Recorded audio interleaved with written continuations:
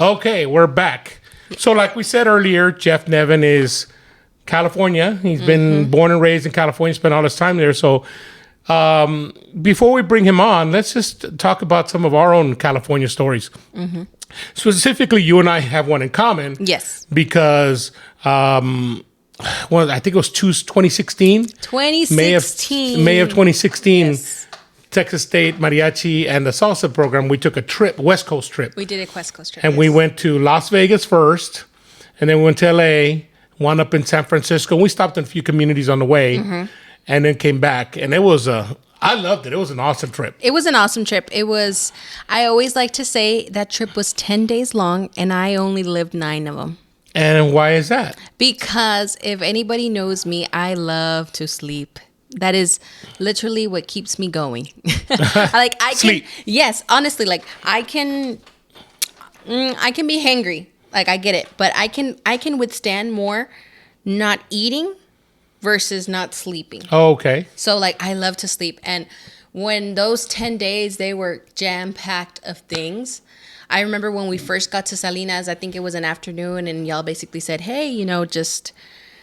Y'all are on your own. Make sure you get dinner. They told us, remember, to walk in groups because there was a lot of cholos and lots of gang-related activities. And so... Cholos. Yeah, cholos. There was lots of them. And so I was so exhausted. I was exhausted. And everybody's like, oh, we're going to walk to In-N-Out or whatever. And I was like, hey, just get me some food.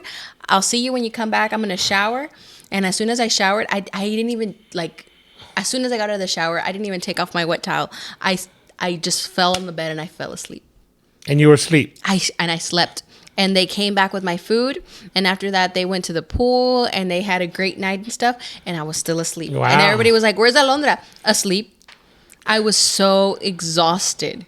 Well, I do remember one time that you weren't exhausted. Well, because I want to clarify that trip. Okay, we were leaving Las Vegas. Okay, we flew into Las Vegas. Yes. And when you live 2 full days in Vegas, you live 2 full days in Vegas. I think we were there 2 days. 2 days.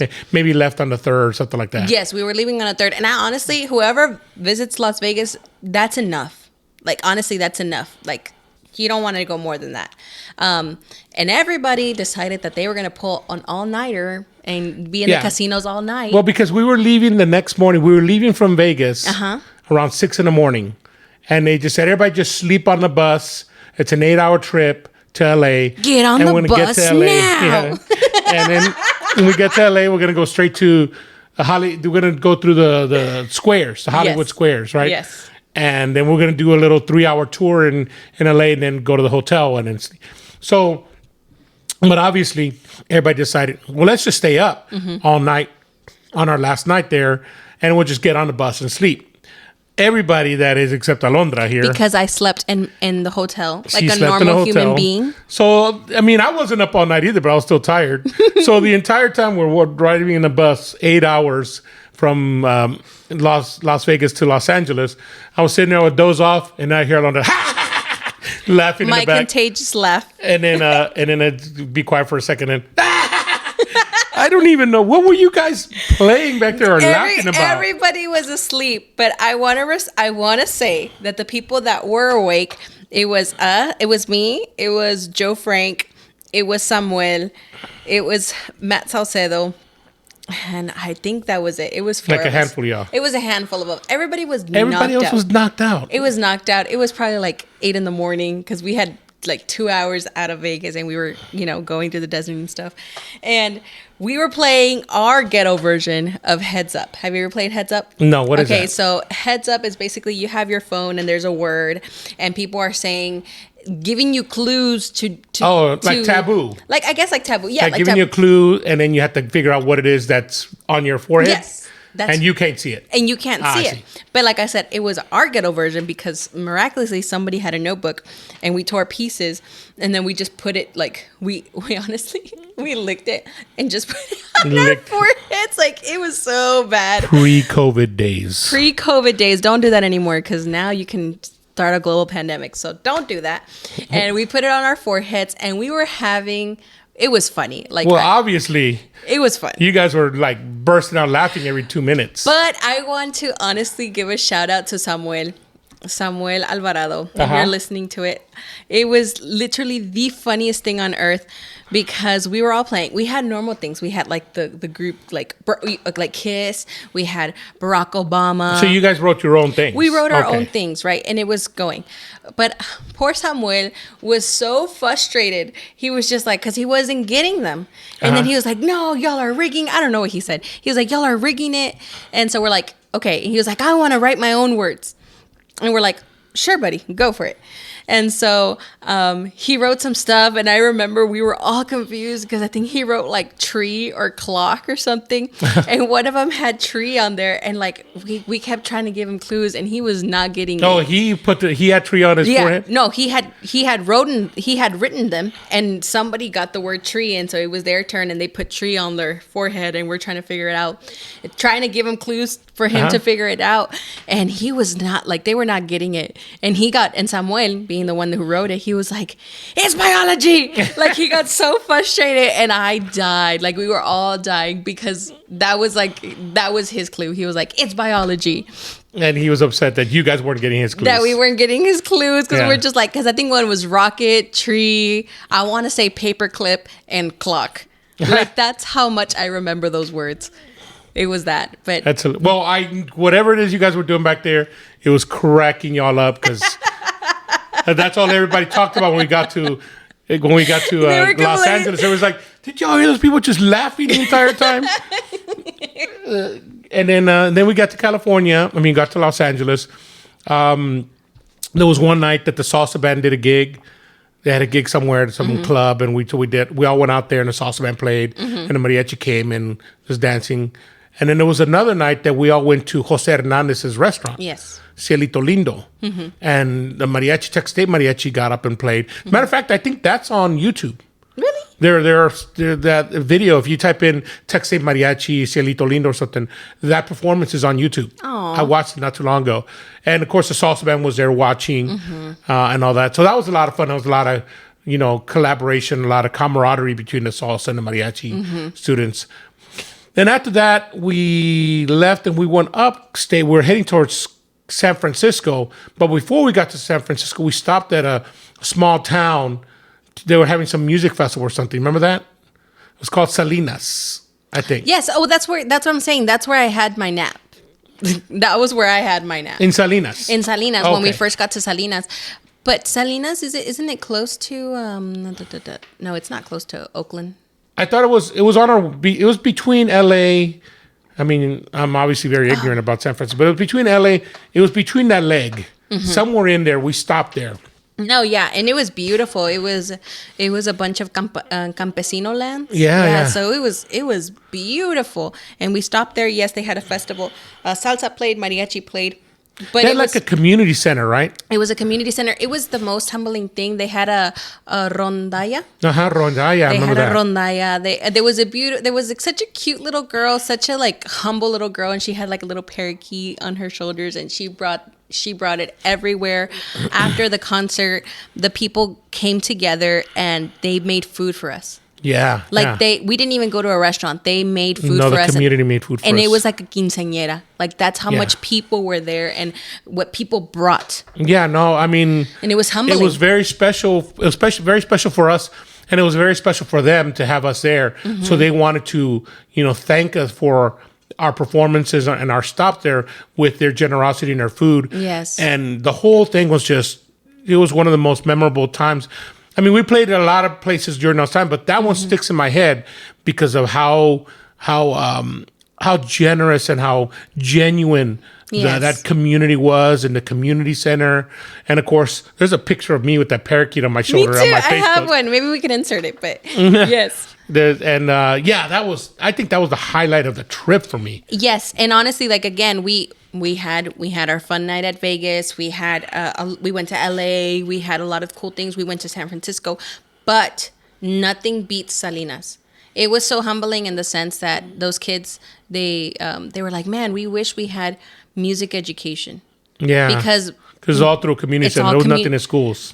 So in California, like unlike Texas, where it's it's built into the curriculum, it's part of it. Over there, it's not. It's an after school activity. Yeah. It's an after school activity, and they were just like, we wish we could learn music in schools, and I want to say that the guy that was in charge of it, he was an actual teacher. His wife was an actual teacher, and then after that, they go to that community center and keep on teaching. Right. Yeah, I think so. No, I think you're right. And he was explaining to us what he did, and there's so much passion and intention behind it, and it's so evident, and it's humbling. We have so much that we take for granted, and yet here, just our presence was enough to bless them, that they felt they wanted to bless us and giving that thanks to us through that meal. And I remember I cried that night. It was very, very touching, very moving, very moving how they reacted to our performances. Yes, they cheered so much. It was one of our biggest audience,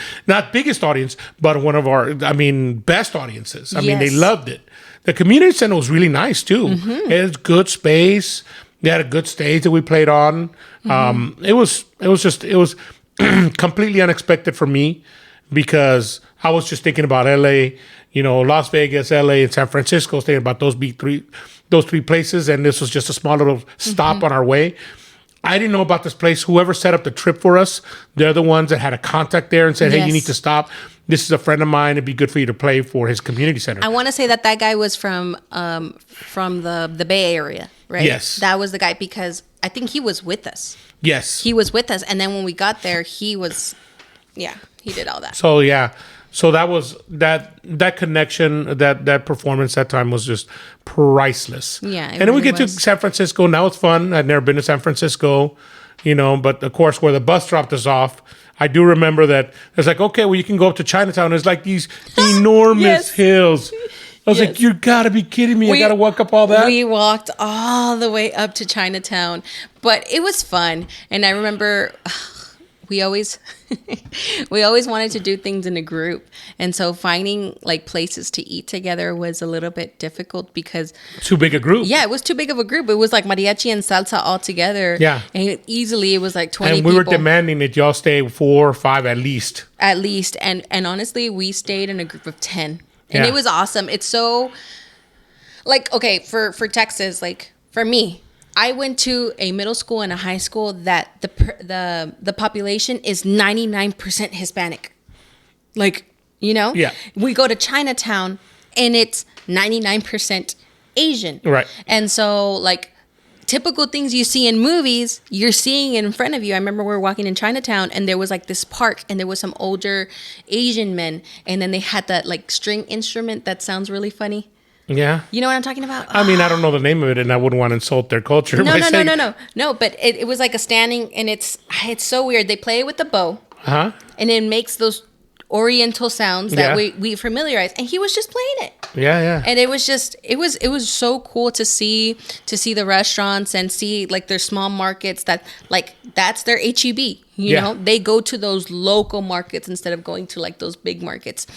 Seeing like obviously varying from region to region, they have their vegetables that they grab, and it was honestly super nice. But yes, San Francisco had a lot of hills, and we were up and down those hills. I did get on a trolley coming down the hill, which really? just seems like the most ridiculous thing. Why don't you get on a trolley going up the hill? Well, can it go up the hill?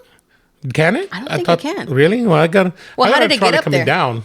Well, how did it get up there, right? That's a good question. So I think it did. I came back after we ate. I came back down, and of course, I was hanging out there by the bay with all those big seals. You saw those big seals that were hanging out there. We were hanging out there for a little while. In all honesty, we didn't spend enough time in San Francisco. No. That was just we only spent like a day in San Francisco. We didn't even play there. We played somewhere near, I think it was in Oakland, and then we packed up, and then we just spent a day in San Francisco and came back. That was the very end of our trip. So I would have loved to have played there and done some more stuff. But San Francisco is a great town. Another part of that trip that I really, really enjoyed was Monterey Bay. Monterey Bay was awesome. We went to the aquarium in Monterey Bay, which is actually the aquarium that Finding Dory Really? I want to say that it's based on that aquarium. Okay. And I love that aquarium. I remember like you could pay like the coin to see through the telescope and you could see like the seals. And I actually have a picture on my social media where I took my phone and I put it where you look through. And then I zoomed in and it's just like a seal just laying on a rock. Oh, it was beautiful. It was nice. And then that's where I discovered my deep, deep, deep, deep, deep love for otters. Otters. That has to be like my favorite animal because they are so stinking cute. Yeah. Yeah, I love Have you ever the been otters. to the, now we're back in Texas, in Corpus Christi, the Texas State Aquarium? They have a big otter thing there. No, I haven't. You haven't been? You got to go. No, and guess what? I'll probably be going to Corpus Christi next weekend. So. Oh, well, you got to go check it out. I Texas love State otters. Aquarium. They have a big otter display, and they do put on an otter show. Oh, I love otters. Yeah. Okay. And, of course, they have the stingrays where you can touch a stingray. I'm not touching a stingray. And then, of course... People die like that. Yeah. Oh, these are very small stingray. And, of course, they have the bird show. And, of course, they have the dolphin show. And, when you walk into the dolphin show, obviously, when you walk in and the first 3 rows are empty and you're thinking, wow, great, nobody's taking the first 3 rows. I'm going to sit there. Well, that's because you're going to get wet. Yeah. And I realized that the last time I went. I sat front row back in the day when SeaWorld used to have like the big shows and stuff. And Yeah. I sat front row and that water is so salty. Yeah. And their Shamu's tail just Yeah. yeah. They don't have killer whales, but they do have dolphins. And they're awesome. And then you go down and you can watch them. Aw. The Texas State Aquarium is real nice. I need to go. Yeah, you should support it. I think everybody should support it. We need to have things like that. I They love got it. good I love stuff. that. And it's what is it? A conservatory type thing for those animals usually. Yeah. A lot of them. A lot of them. They'll talk about somebody one that came in and they took care of it and they brought it back to life or whatever. So when you're there in Corpus, visit the Texas State Aquarium. Go to, I think it's called Blackbeard's Restaurant, which is Blackbeards. Blackbeard's Restaurant near the Lexington. I've been to the Lexington. In Lexington, yeah, and you got to go to Blackbeard's because Okay. it's a haunted restaurant. I'm not going there. They have pictures.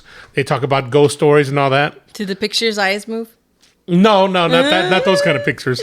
But there's all these stories about that place being haunted. Yeah, I'm not going It's there. not haunted, I'm not going there. but they're nice stories. I don't think so. They're not so good stories.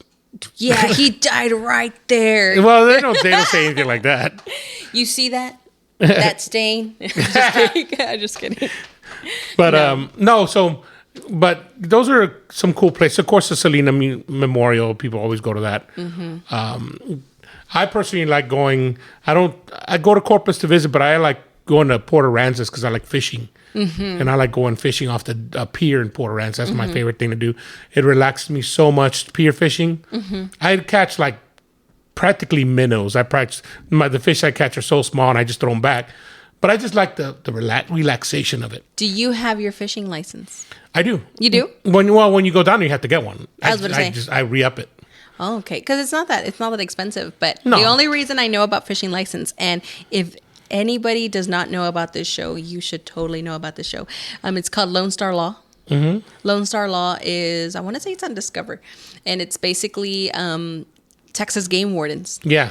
And that show will give you an insight of Texas in the most funniest way, like because it's like watching Cops, but with Texas wardens. Okay. And it's so Texas that it's funny.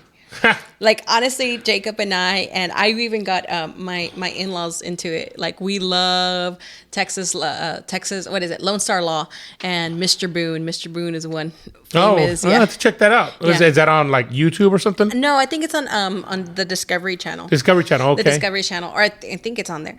I'll have to check but that yeah, out. Lone Star Law. You should watch it. It's so Texas that it's funny. Okay. Yes. So all right. Well, going back to California now. We're going to be talking here with Mr. Jeff Nevin next, and he's going to tell us all about how he grew up and how he started getting into music and how he got into mariachi. And he teaches there. He's been teaching there for years in San Diego, I believe he says. Yes. So we'll get to know more about him. Looking forward to it. Yes, and all of his contributions to what is mariachi music education. So Agreed. here we go. All right.